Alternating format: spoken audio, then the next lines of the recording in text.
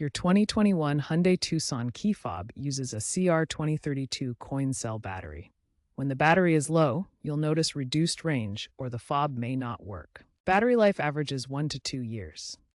Use aftermarket CR2032 batteries from brands like Energizer or Panasonic. A low battery indicator may appear in the Hyundai Blue Link app. To replace it, you'll need a small flathead screwdriver or plastic pry tool and a new CR2032 battery, which costs around $2 to $5. Carefully pry open the key fob using the screwdriver to access the battery compartment. Gather your tools and the new CR2032 battery. Gently pry open the key fob case using a flat tool. Insert the tool into the small indentation on the side to split the case. Remove any visible screws inside the case. Carefully remove the old CR2032 battery, noting the positive side faces up. Insert the new battery in the same orientation, positive side up. Snap the case back together. Test the fob's functions, such as remote locking and unlocking.